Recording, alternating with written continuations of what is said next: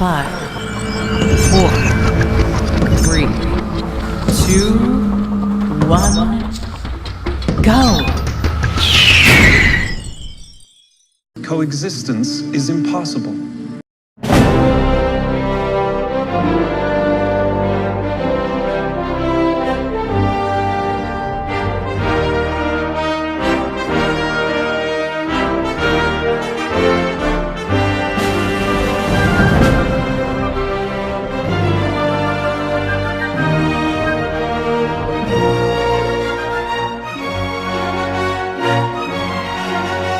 As we continue through the second season of this epic television show, we are now waiting to hear from the powers that be when or whether the Orville will get a nod for a season 3.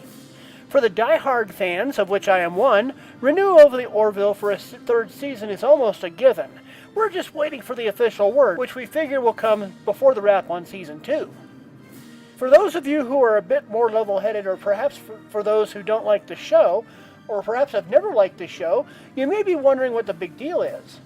All shows on television have to go through this uncertainty about a new season, and sometimes there is joy and other times there is heartbreak.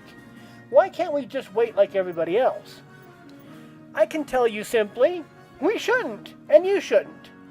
But that is not how the television industry works, which is probably a good thing.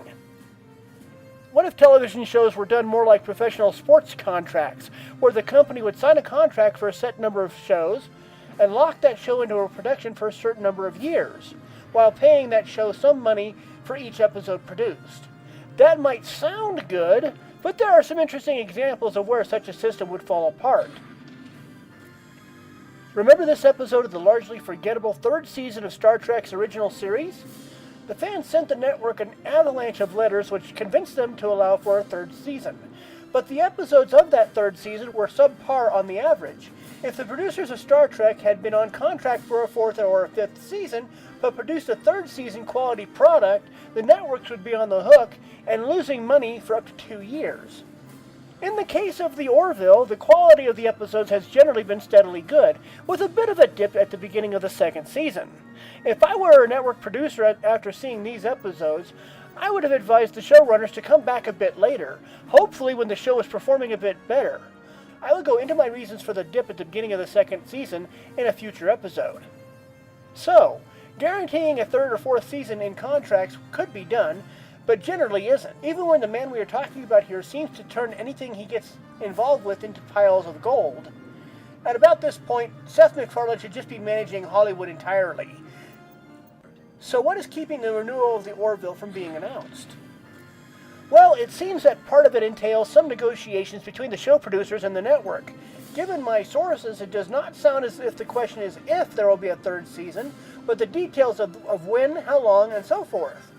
My source for this was a YouTube channel called The Popcast, which detailed a conversation with show executives saying that considerations for a third season have been in the works for a while now. In that post, Tom explains that while he can't say much, what he can say is that an official word, good or bad, won't be out until near the end of Season 2. Costantino, who was very active interacting positively with fans on social media and providing small glimpses into the making of the Orville, explained that when Fox makes a decision on renewing a show like this, it's complicated.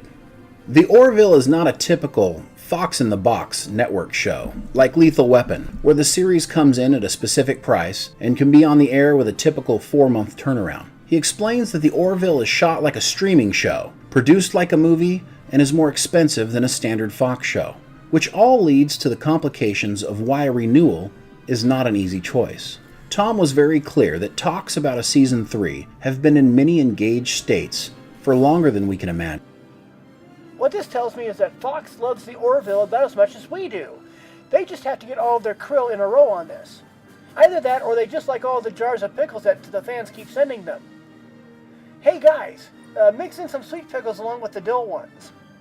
So in closing, the show executives mentioned earlier suggested that what we need to do is continue to write into the networks, demonstrating how much we, the fans, love this show.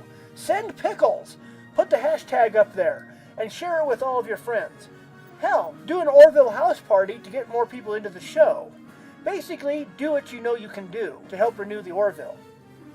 If you like what you're seeing here, please feel free to like, comment, subscribe, and all that YouTube goodness. Any and all subscribers who email me will receive a free handy-dandy star map of the Orville universe, which I will update as more information becomes available. Until next time, all, coexistence is impossible.